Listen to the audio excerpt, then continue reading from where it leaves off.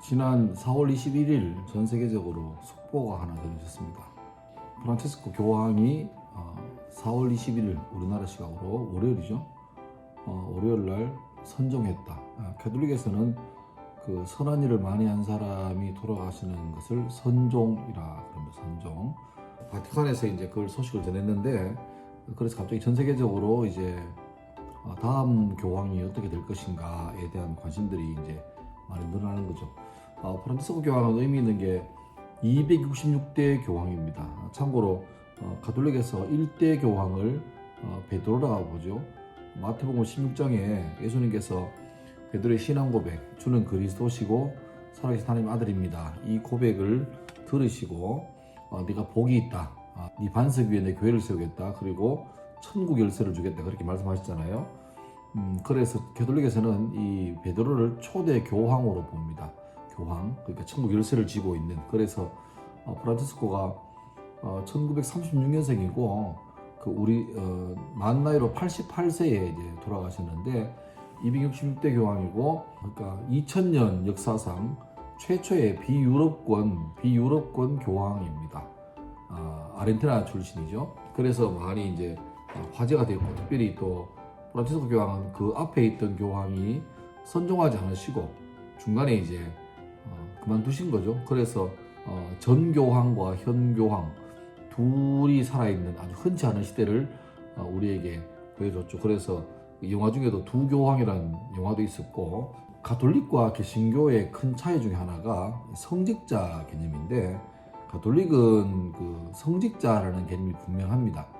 그러니까 사제들, 뭐 크게 말해서 이렇게 사제의 위계가 있는데 부제, 사제, 주교, 교황 이렇게 있고, 또 디테일하게 나누면 부제, 사제, 그 다음에 주교, 대주교, 추기경, 교황 이렇게 있고, 또 몬시뇰이라는 것도 있습니다.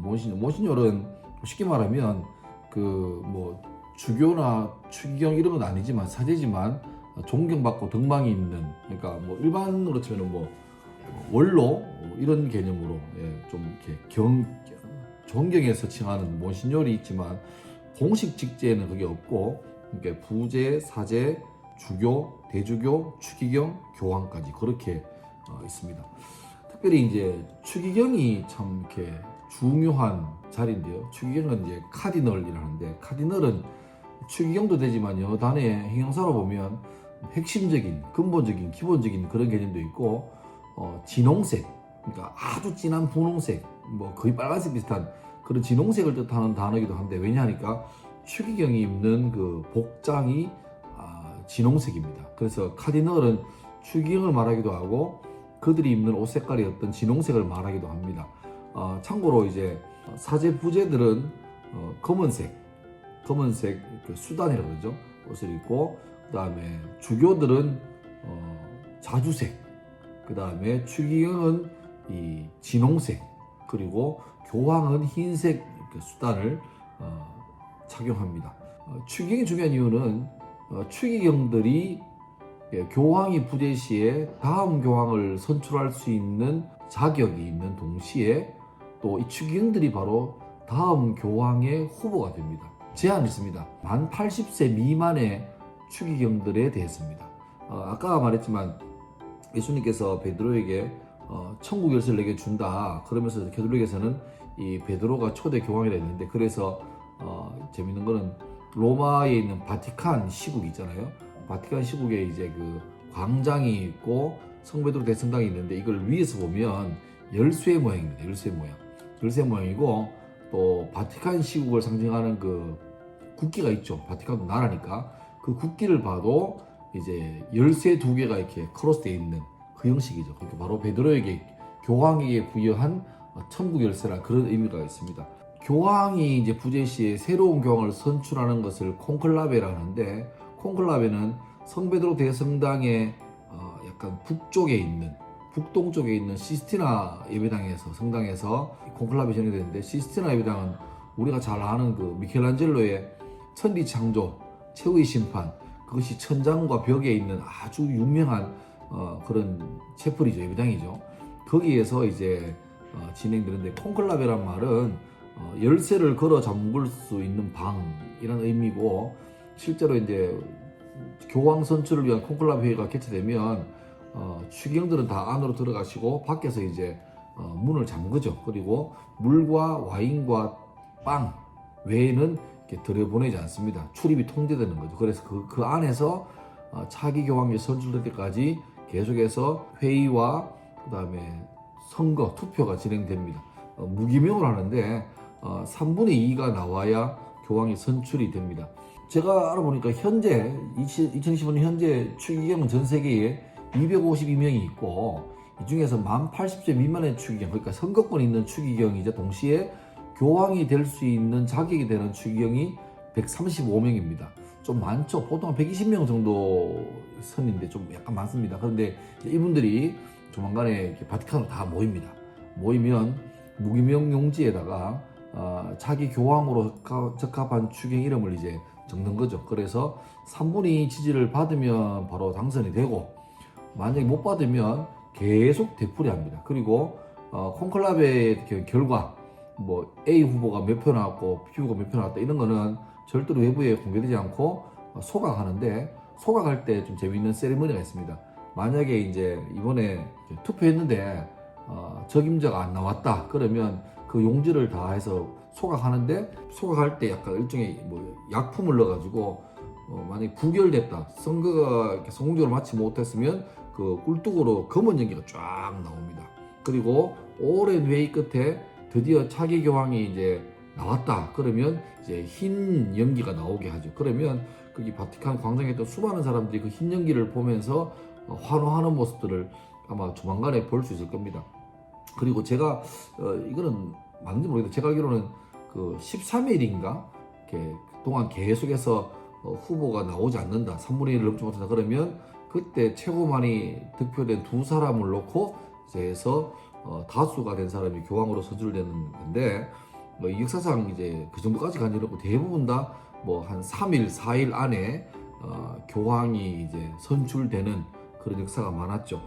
지금 이제 관심이 있는 거는 프란치스코 교황이 상당히 이제 역대 교황 중에서 266대 교황인데 교황 중에서 상당히 개방적인 그런 교황이었고 기존에 볼 수 없었던 파격적인 발언도 꽤 많이 했습니다. 뭐 민감한 문제가 바로 어떤 천주교의 가톨릭의 공식 입장에서 그 이혼에 관한 부분 또 예민한 부분이 동성애에 관한 부분인데 이 부분이 이제 뭐 솔직히 그 가톨릭 내에서도 유력한 사람마다 입장이 다 좀 나눠집니다. 마치 그 우리 정치의 진보랑 보수랑 이렇게 확 갈리는 것처럼 거기에도 전통을 지켜가야 된다고 주장하는 한 세력이 있는 반면에 이제 좀 시대에 맞춰서 변화하자는 무리도 분명히 있습니다. 그래서 보니까 지금 현재 물망에 오르는 사람이 꽤 있는데 일단 관심은 이때까지 유럽에서 거의 독식하고 있다가 최초로 지난 프란치스코 교황 때 처음으로 비유럽권 그러니까 남미에서 교황이 나왔잖아요. 근데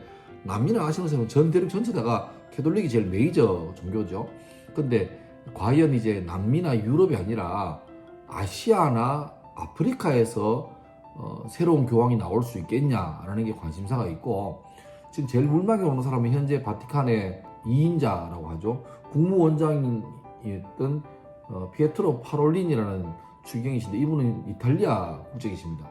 그래서 이분이 되면 다시 유럽 쪽으로 돌아가시는 게 되고 제가 알기로는 이분은 약간 성향이 좀 보수적인 그러니까 지킬 건 지키자 이런 분이고 반면에 이제 유력하게 떠오르시는 분이 필리핀의 루이스 타글레라는 추기경님이신데 이분이 되면 또 하나 역사를 쓰는 거죠. 근데 이분은 굉장히 또 리버럴 하신 분이고 아시아에서 필리핀은 거의 뭐 좀 가톨릭이 좀 센 나라죠.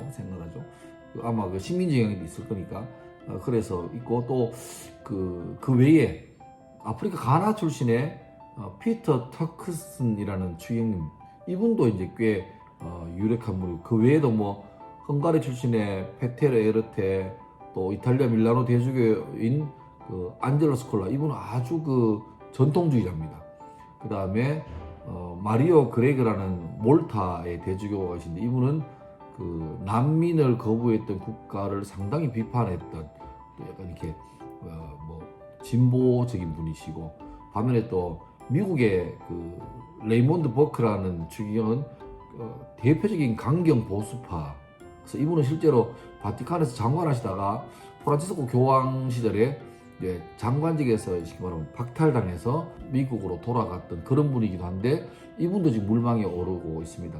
또 아주 눈에 띄는 거는 현재 우리나라의 대전대교구인가 그에 계신 유흥식 추기경님이 우리나라 분으로는 유일하게 이 바티칸 콘클라베에 참여하신다는 말은, 다시 말하면 이분도 뭐 넓게 보면 참여하는 모든 사람은 다 이렇게 잠정적으로 교황 후보가 될 거니까 이분도 교황 후보에 들어갑니다. 그래서 뭐 보니까 지금 130 몇 분 중에서 여러 가지 이제 그런 걸 좋아하시는 언론사겠죠. 그래서 처음에 한 40명 정도를 일단 1차로 후보를 뽑았는데 그 안에 들어갔었어요. 그런데 그 중에서 또 걸러서 한 20명으로 줄였을 때는 이분은 그냥 빠지셨어요. 그래서 뭐 현실적으로는 좀 어렵지 싶은데, 그래도 일단 한국 출신의 추기경이 이제 콘클라베에 참여하는 것도 의미가 있고, 또 뭐 핵심 멤버는 아니지만 그래도 이제 교황 후보에 들었다는 것도 아주 관심을 가질 만한 부분이죠. 콘클라베 요게 이제 거의 자기 평생에 한 번 두 번 볼까 말까 한 그런 건데, 이번에 이제 갑자기 이렇게 돼서 좀 급하게 요거는 우리가 좀 상식적으로 알고 있으면 도움되는 거라서 급하게 영상을 찍었습니다. 과연 267대 교황은 유럽에서 다시 이제 교황 자리를 가져갈 것인가, 아니면 드디어 최초로 아시아나 아프리카에서 교황이 새롭게 나올 것인가, 아니면 혹시나 한국에서 교황이 나올 것인가, 한번 기대하면서 관심 가지고 봐도 될 것 같고, 이 가톨릭이 이 경당 속에 이렇게 교황이 누가 되면 그분 따라서 또 몇십 년을 가시니까, 분이 가니까 시대에서 어떤 뭐 방향을 잡을 것인가도 관심 가지고 보면 좋을 것 같습니다. 예, 이상.